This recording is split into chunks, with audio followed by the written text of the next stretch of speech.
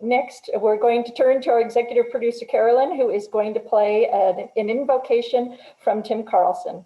Carolyn, take it away.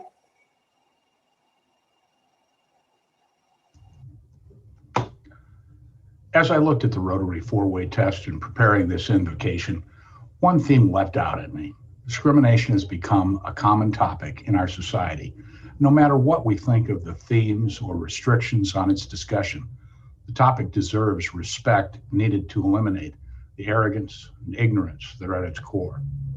Recently, one of our community's major institutions was cited for its ignorance and arrogance in not fairly enforcing the laws of this nation, state, and basic human responsibility.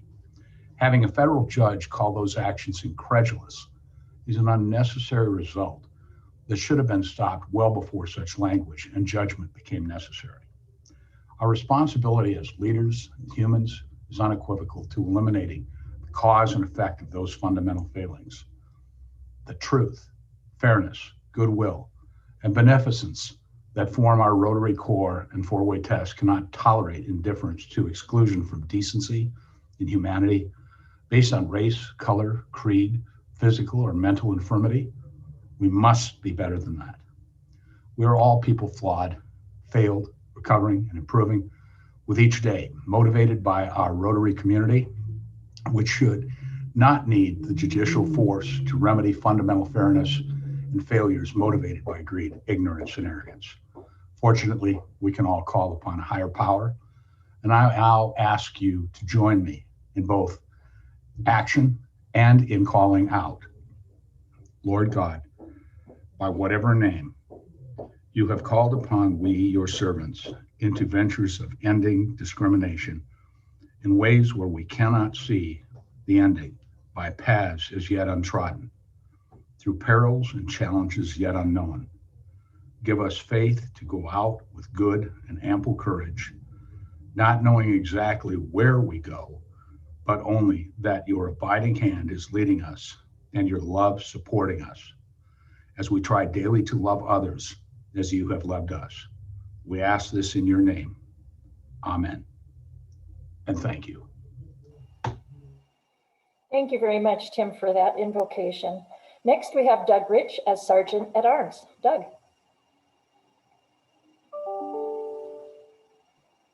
Hi, everyone. You know, I found it fitting that Bob DiPietro had David Byrne's music on there because his band was the Talking Heads, and now I get to be your talking head for Sergeant at Arms. All right, buddy, come on up. Everyone see that okay? Looks I'm good. getting general nod, so that's a good thing.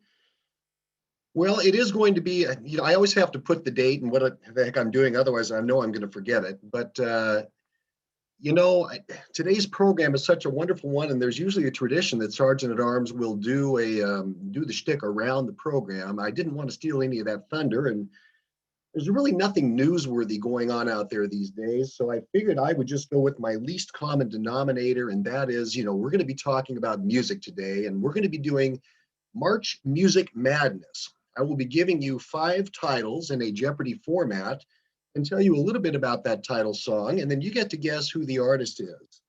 And I would ask that you do follow the 4-way test. We don't want to leave Carolyn hanging without any money because we're not able to do this in person. So I really don't want you to be this person when it comes to Sergeant at Arms today. Here's our first title, Give Me Shelter. The song was written in a war-torn era, and this anthem was motivated by a world closing in on you quickly and unexpectedly. Is the band Kansas, the Down Unders, the Rolling Stones, or Russ and the Sackmeisters? So go ahead and put your guess in the chat. I'll give you about 4 seconds. 3, 2, 1. And if you did not choose the Rolling Stones, please pay $1. All right. Our next song, Should I Stay or Should I Go? This song is about the angst of not knowing how a strong relationship was going to advance, and it became a #1 hit for this punk grunge genre band. Was it the Highwaymen, the Clash, the Van Dwellers, or the Rustrations? I'll give you 4 seconds to figure it out. Highwaymen, the Clash, Van Dwellers, or the Rustrations. Well, if you didn't guess the Clash in the upper right-hand corner, please prepare to pay $1. All right, here's our next song. We Can Work It Out.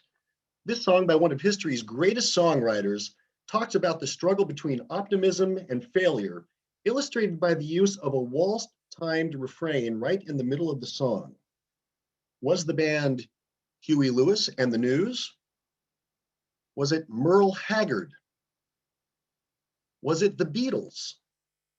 Or was it Pete and the Repeats? So give some thought to that. 3, 2, 1. And if you did not guess the Beatles, prepare to pay $1. Okay, our next song is The Sound of Silence.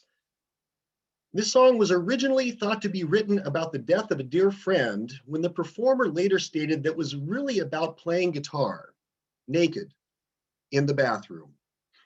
So was the artist Paul Stanley during his post-Kiss era? Paul Simon? Was it Alan Silence? Did you see what I did there? Silence. Or was it GM John and the Caroliers?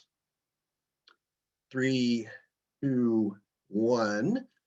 If you did not guess Paul Simon in the upper right-hand corner, please prepare to pay $1 at some point.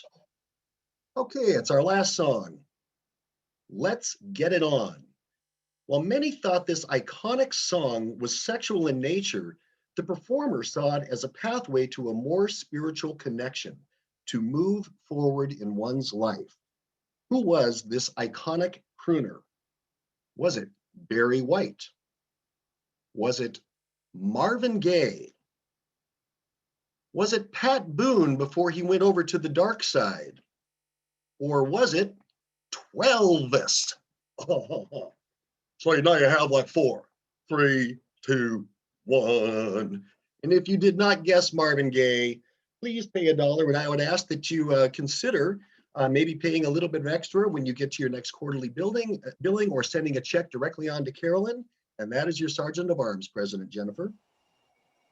Well done, Doug. Thank you so very much. I always learn something new at Sergeant at Arms, so thank you for sharing that presentation with us. We're going to be moving forward now with our speaker introduction, and that is Jerry Ketchum. Jerry.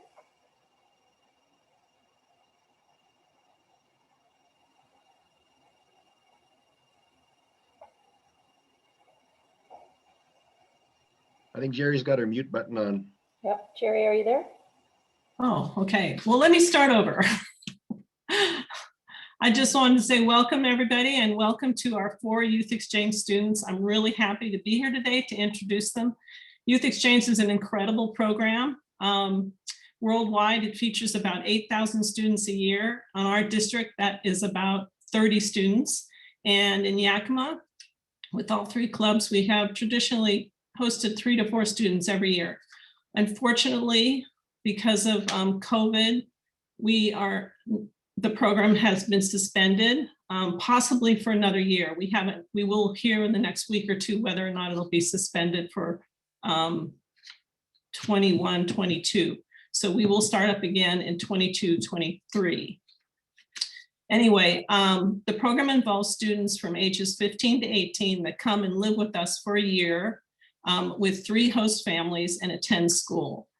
This is a remarkable experience. I have this whole thing I was going to tell you all about Youth Exchange, but I think I'm going to jump right to the students because it's their story that's really remarkable. And we're going to start with our most recent student, which would be Megan. Megan, you had some slides that you wanted to share with us. Yeah, I make some, but I don't know if we can use it. I don't know. Or I can speak like that and we don't really need it, I don't think. Well, Carolyn, I have them. Do you want me to pull them up and you just tell me when to change slides? Okay, if you want, we can do that. Okay. Megan, by the way, is from France. and she was with us here about 8 years ago. And your host families were, The Boski. mhm, The Boski was my first family. mhm. And And my second was I don't remember the last name actually. It's been quite a while. I remember it's Sarah Kate. oh, Mare and Sarah Kate. Yeah. Well, I don't know if they're here today, but we really appreciate our host parents. So, yeah, but I don't think they will be there. Well, maybe. Well, why don't you go ahead and tell us a little bit about what you've been doing the last 10 years. Since we have 4 of you, we'll each have about 5 minutes to share your story. And then I just ask everyone that we hold our questions until every student has had a chance to share. So Megan. Yeah, no, I can't change the slide. I can't. Well, anyway, yeah, so after when I get back to France, sorry, after my exchange, I start my, no, sorry, it's hard for me to speak in English, it's been quite a while.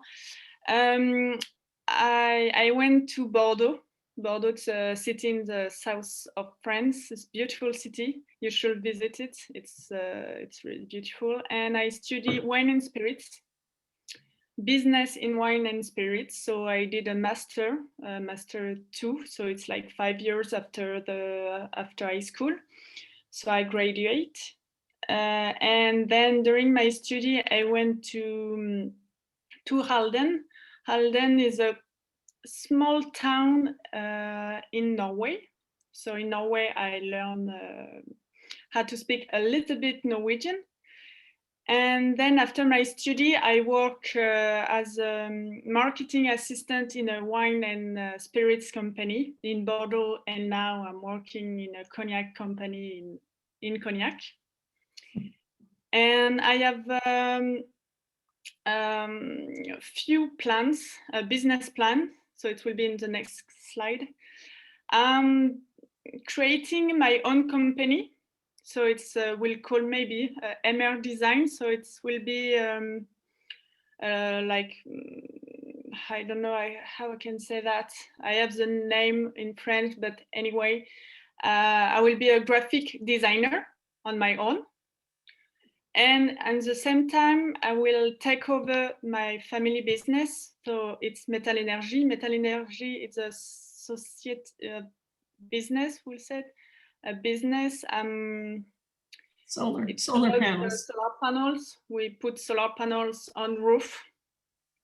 I don't know the name in English, but anyway. So I will have two business on my own. And anyway, in the next slide. And now about my exchange program in Yakima, it's a wonderful experience. I'm really happy and glad to be able to do that. So I'm really grateful for that, and thank you all because it was great. With this experience, I was able to learn English, even if right now my English isn't really good. I learned to be more confident about myself. I learned a lot of things about me and about all other things. So it was a really good experience, and I was really happy to do that, actually. And that's it. I don't know how well, if you have question about anything, you can go ahead. And there is a next slide, sorry, the last one, with my email address if you have question or anything you want to know about France or about Bordeaux or about cognac, or you can ask me. Or... Well, since you haven't used your 5 minutes, we do have some time if somebody has a specific question they'd like to ask Megan. Well, I would just like to say hi. This is Hi. Sarah Kate. Oh, hi! It's been quite a while. Wow, I'm glad. Yeah. Ah, I'm happy. I'm really happy to see you. I It's nice. see you too. Yeah, One of I'm these days, surprised. maybe we'll come and visit. Yeah. Nice. Yeah, Russ wanted to be here, but he had a meeting. Okay, well, it happens sometimes. Oh, nice. I'm really, really happy to see you. Can you, one quick question is, can you explain how youth exchange possibly changed the path that you have taken in the choices that you have made? Well, actually, it's a hard question to answer because, well, yes, it can.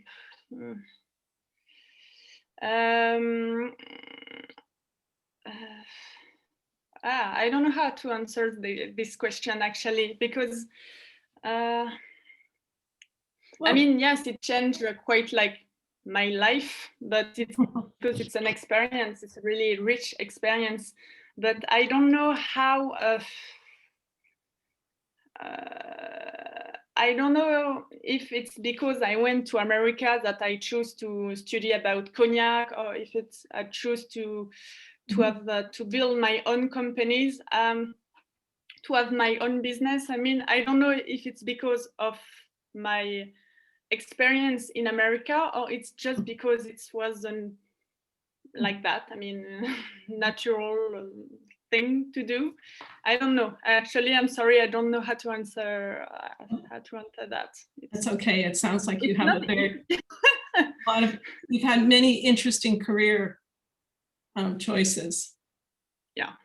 So anyway, we wish you luck. We'll have more questions, but let's go on to the next, which would be Alfredo. I assume he came back in. Is he there? Hello. 2012-13 was my exchange. Yes. So please share with us what you've been doing and how Youth Exchange has taken you on your path. Okay. I got a couple of pictures I would like to show if you guys, I don't know if I can share my screen. You let me share. You can see. She's on Alexander's screen. Hello. Hello. Okay. I have to run back to the other presentation I'm giving. Yeah, sorry. So yeah, that's me during exchange. I'm happy to be here with you and speak to you after 8 years. I was your exchange student that probably you remember me because I still probably hold the best assistants in the club. I went twice a week to the Rotary meeting, the one downtown on Southwest with Mr. Bill. So I think I have the best assistants still. And also you might remember me because I ate your food like I was bringing a guest with me. I would always eat a lot. So probably that's one reason you remember me. So I have to say that going on exchange was one of the best decisions I made in my life. And as people might say, and I believe too, the exchange is not really a year in a life, it is a life in a year. And from all things I've learned during my exchange, there's one that pushed me where I am now. That was like the desire to keep traveling. After the exchange, I asked myself, where do I go next? So during the vacations of my first 3 years in college, I found a program called Work and Travel. So it was the perfect excuse to go back to the US and be close to the snow again, which I fell in love during my exchange. I worked during those 3 times. I worked for 4 different ski resorts. 3 of them were in California and 1 was in Washington State. And I did many things. I was a lift operator. I did a snowboard instructor.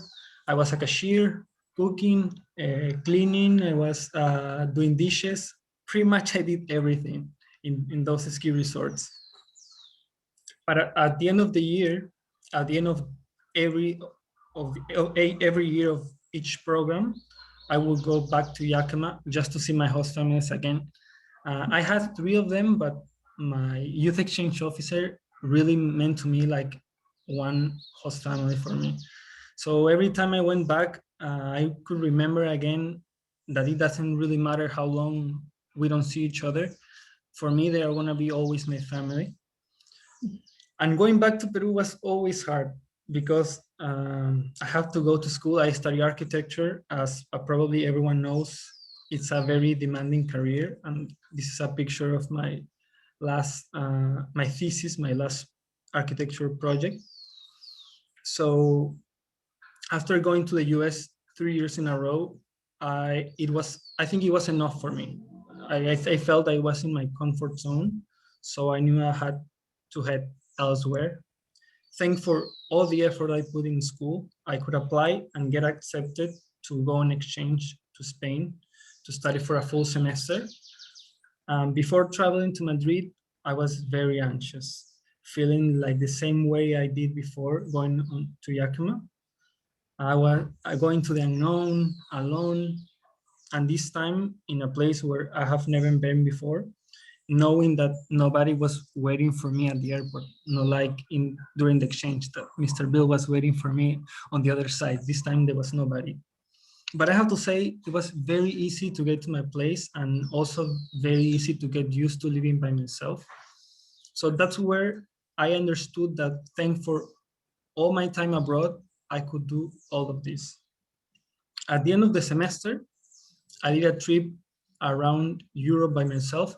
I visited some of the exchange students and also some places I wanted to see. Here in this picture is Anna from Austria. She was also part of the downtown Rotary.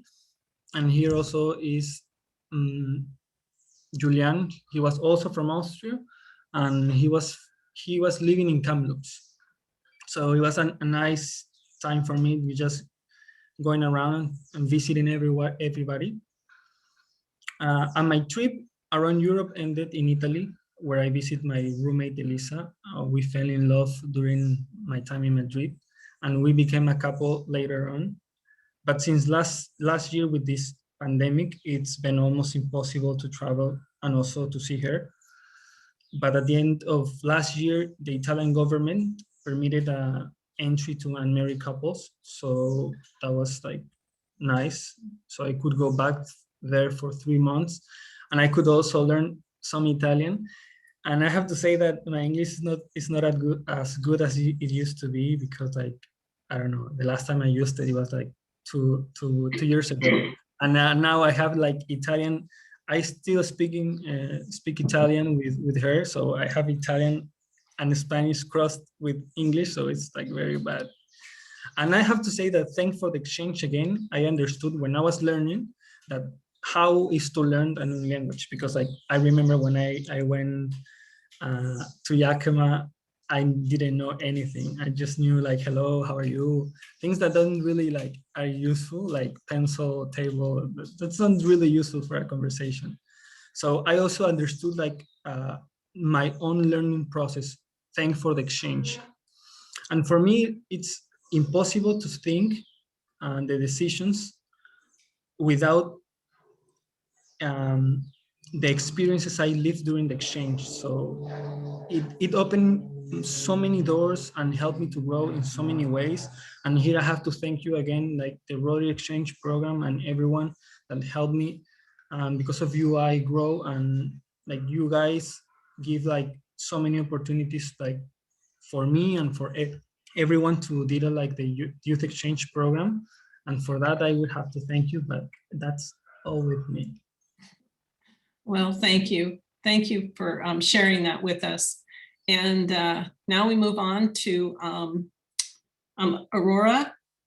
who is joining us from Sweden, Stockholm, Correct, yes. where I've lost your. So would you go ahead and share what you've been doing the last 10 years and Yes, I will do my best. I just want to start by saying thank you so much for having me. I was on exchange 2011 to 2012. And back then, I'm very grateful for the whole Rotary Club, of course, but also the people who were, that I stayed with and that supported me a little bit extra. My counselor, Leanne Antonio, and my host families, the Grass family, McKinney family, and Hovis Fisher family. I'm really grateful that you took care of me during that time. Really grateful. And I just want to say like a thanks, yeah, before I start. But now I'll try to briefly summarize the past 10 years and what I've been up to. Currently, I'm working as an architect. However, generally, I identify as a multi-potentialite and an internationality. As a multi-potentialite, I'm basically the opposite of a specialist. Learning about many different things, connecting different fields, and exchanging knowledge is what drives me. And it's also a major reason why I chose to start my career as an architect. And then I also identify as an internationality, and it's not only because of my mixed heritage, but mainly because me being so interested in learning about different cultures. And over the years, I've come to realize that I cannot only identify as Swedish, because I feel quite connected to other cultures as well. For example, especially after going on exchange to the US, I feel like I can identify a lot with the American culture. And also another thing in Yakima that probably changed, influenced me a lot moving forward was when I accidentally took a course in architecture at Ike. And I had no clue what I wanted to do before that, because I had so many interests being in a multi-potentialite. But architecture was a good mixture between some of these interests. And then when I got back to Sweden, after I finished my 12th year of high school, I applied to go to study architecture, and I moved up north to Umeå and did my bachelor's. And like it's been said previously, you're very busy as an architect student, but I was equally as busy in uni life. I was very engaged in different student associations within culture and international exchange and social interaction, basically. So I was like maximizing my student life. However, at that time I was like ignoring a bit that I was having fun, but I was starting to get a bit exhausted doing all of these things. And then after my bachelor's, I did a full-time internship at an architect firm. And I learned a lot, what like real life architecture is about. But like a mistake that I did back then was that I continued to be very engaged in uni life, which resulted in me becoming too stressed to really enjoy anything that I was doing, which resulted in me, doubting myself a lot and doubting like my career choice. And at that time, I was also longing to go and explore another culture again and go on exchange and live abroad, not only travel, during my vacation. So I went to Japan on exchange. And during that time, I could really see like things in a different perspective, also experience exchange for a second time. I could see, in my peers, their novice experience of exchange, when you have frustration about a new culture, but you love the new culture, and you have these amazing discussions with people from all around the world. And I thought that was something really beautiful. And I got this idea that I want to document this somehow, create something out of this. So I started to, it's a sort of passion project, and started to interview people with different international experiences, not really knowing what I would do with it, but it was a start of a project. And then in 2018, I came back and I started my master's, became a student ambassador for studying abroad, dance teacher, and then I released my podcast, The Internationality, which now has 1 season with 20 episodes, and I'm planning to release a second season this year. And maybe I can share the link if you would like to listen to it in the chat later.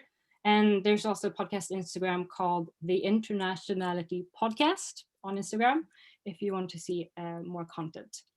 Then in June last year, during the pandemic, I graduated my master's over Zoom, and there were no jobs, no one was hiring. So I decided to study another semester, studying Japanese and a Swedish overview law course that I've always wanted to take at the same time as I was looking for work. And I'm happy to announce that since last week, I'm now working as an architect in Stockholm. And the project that I'm working on right now is a renovation project in a ski resort in Sweden called Åre. So that's briefly what I've been doing these past 10 years. And I'm very, very grateful for going on exchange, finding architecture accidentally.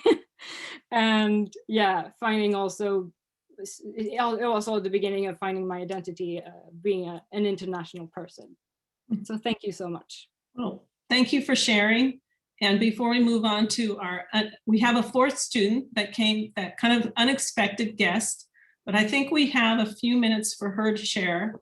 Sophia is from Brazil, and I'm assuming she's still with us. I don't see her screen. Yes, I'm here. I don't know if it will pop up, but hi, everyone.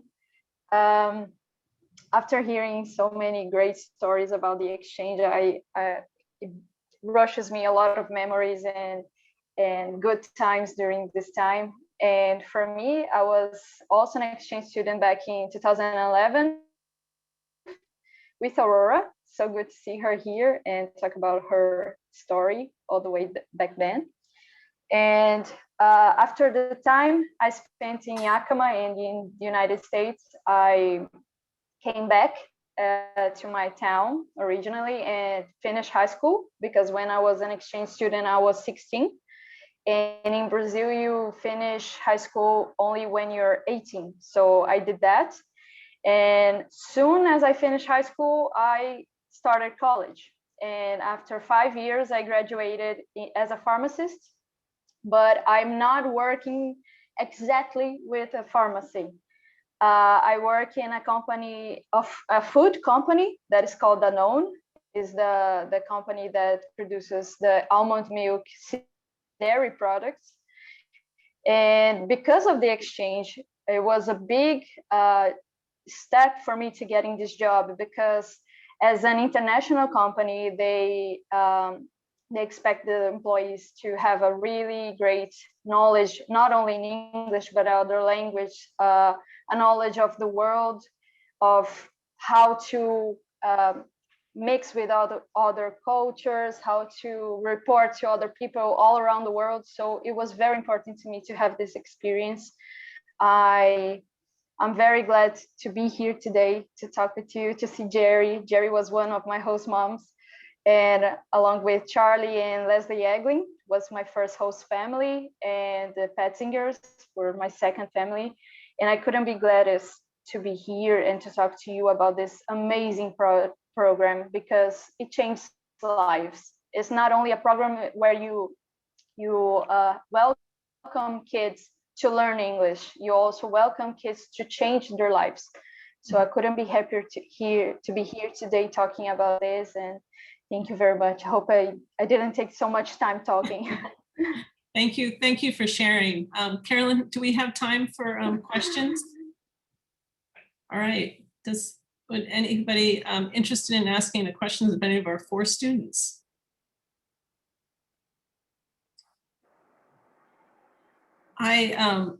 While we wait, I do have one question for Aurora. How many languages do you speak?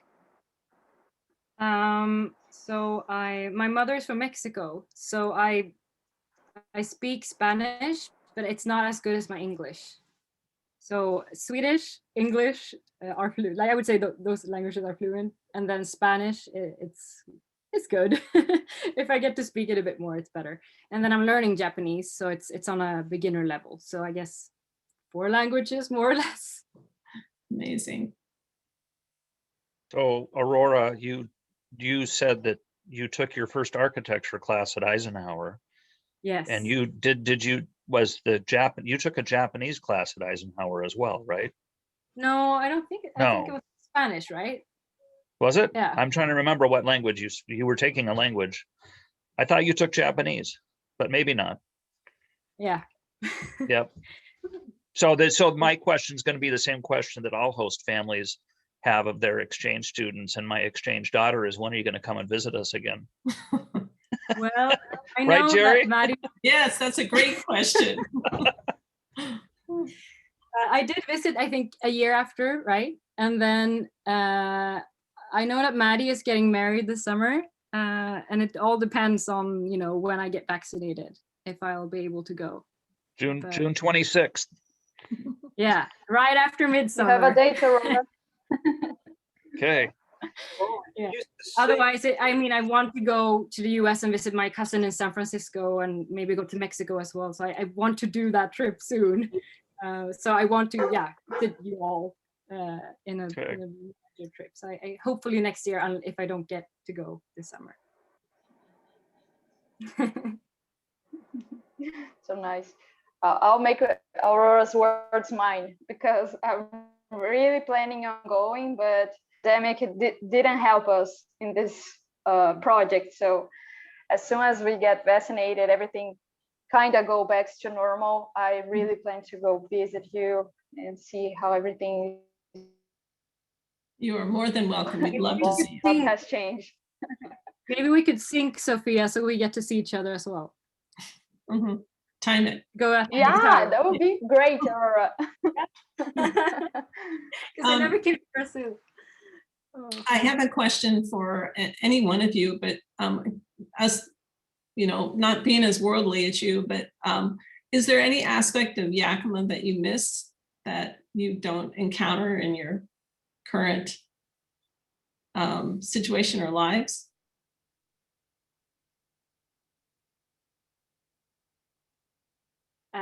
I think in general, what I feel like I identify a lot with the American culture is the openness.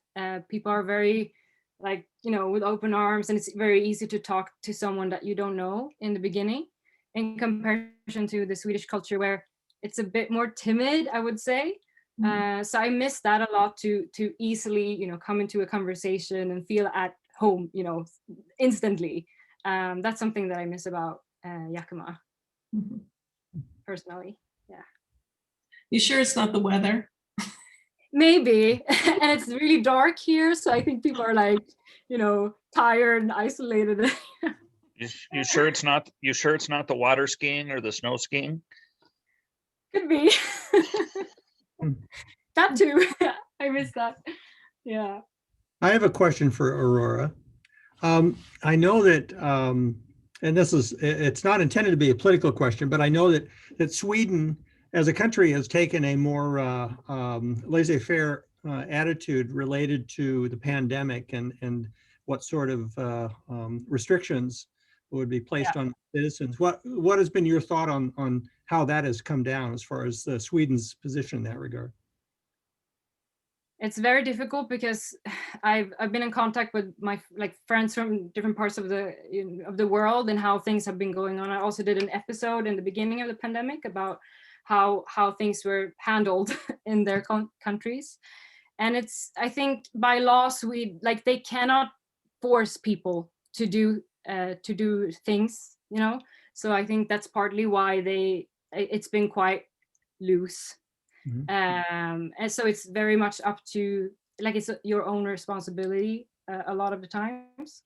And I think there's been a lot of contradictions in that. I think people have different opinions about it, and some people, you know, are tired of it and just don't care, while some other people have been, you know, really isolating themselves. So it's sort of dividing in a way, actually, and a bit confusing. So yeah, that's my experience of it, at least. Okay. Thank you.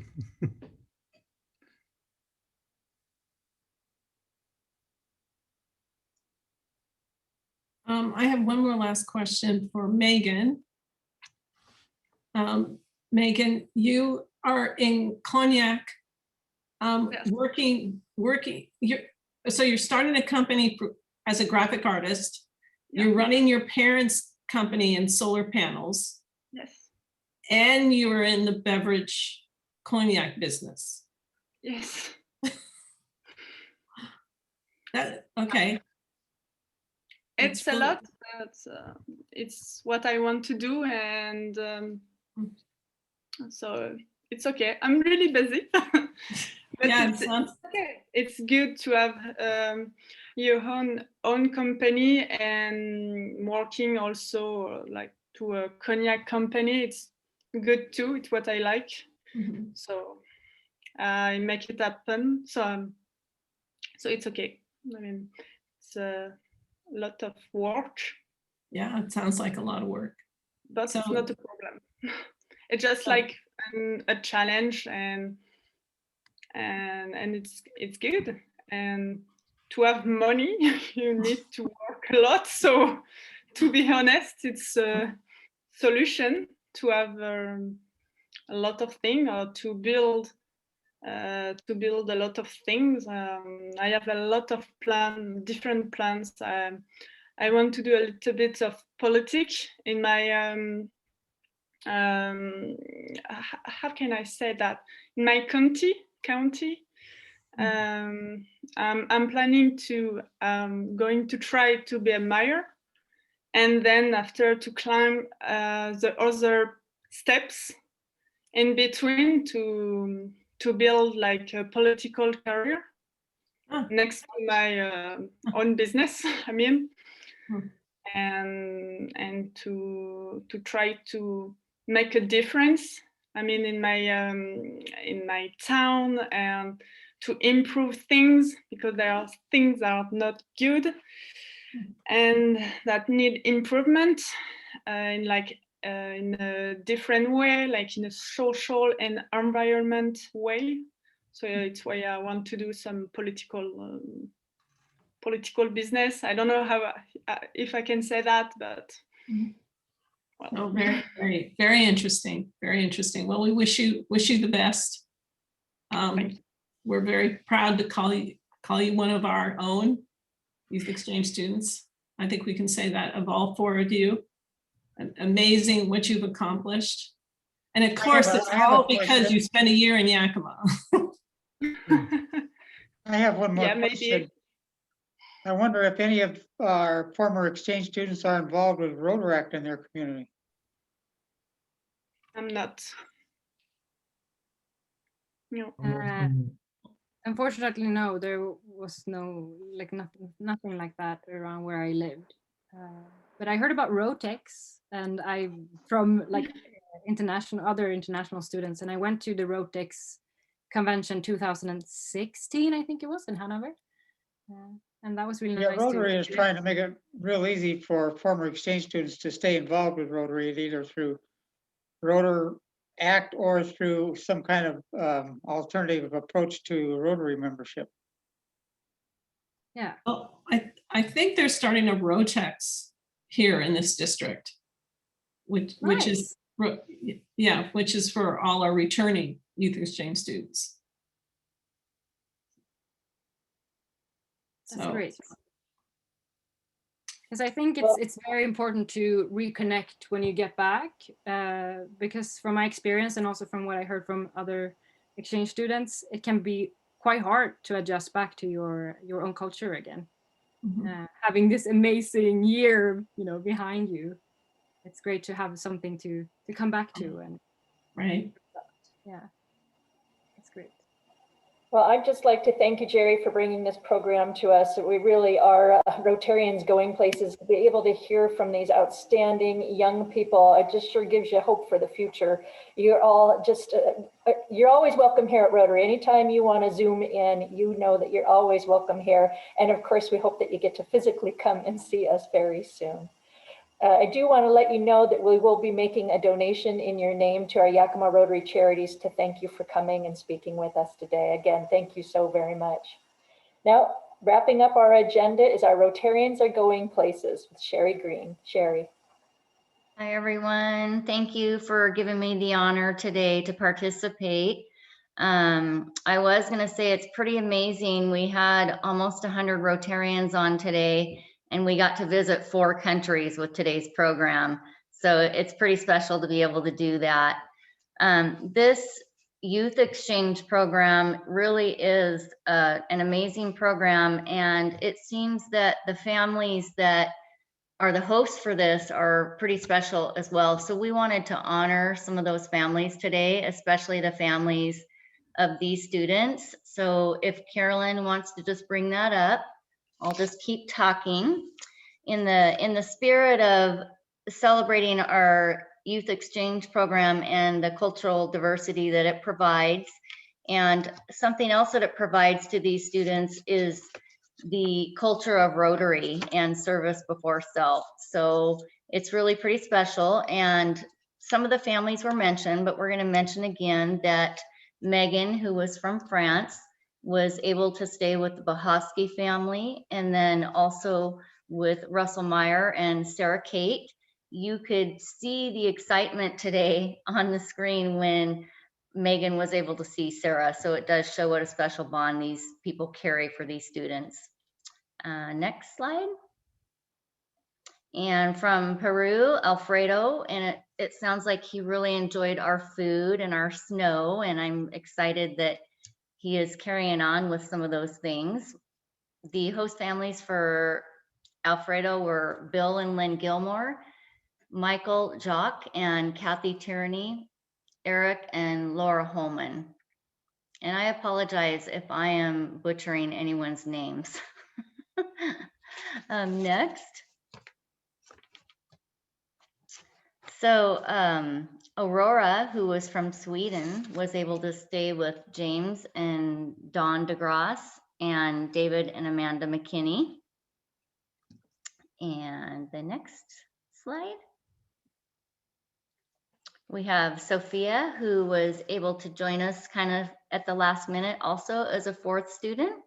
And she was able to stay with Chris and Jerry Ketchum and Charlie and Leslie Eglin. So, and then next slide is this year's committee and our chairs, but really quick, I have a little note here I'm going to read that I had received from Jerry that I didn't get to get on the slide.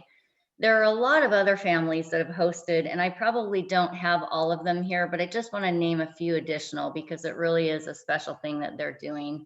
We have the Mike Maples family, Noelle Moxley, Carter Field, Rebecca Pinnell, Ryan Anderson, Dawn Baumbach, Dave Hargraves, Charlie Eglin, Tony Farina, Dave Kirby, Jordan Matson, and then we heard of the McKinney family. So prior to Jerry and Rebecca, Leanne Antonia also was the committee chair for this program for many years. So we want to give her a big thank you. This year, we have Jerry and Rebecca. They've been handling this committee for a few years, and they will be continuing this into the coming year, next year for John Ball. So we're hoping we can get some more students back, get through COVID, and we'll continue to have this wonderful program. So thank you guys. It's a great thing you're doing. Thank you. Thank you, Sherry. What a lovely way to honor all of those different connections. We appreciate you doing that. Now for next week, make sure you've got on your calendar to join us again for another great Zoom program. It's going to be Ed Marquand talking about community ambitions, setting the bar higher. The week after that, we have more classification talks with some of our newest Rotarians. Tressa Shockley, Marisol Summers, and Priscilla Trevina are going to join us for classification talks. And then the week after that, Tobias Levy is going to talk about Fonterra. So again, keep this date on your calendar. Make sure you've got that reoccurring Zoom meeting all dialed into that Outlook calendar appointment.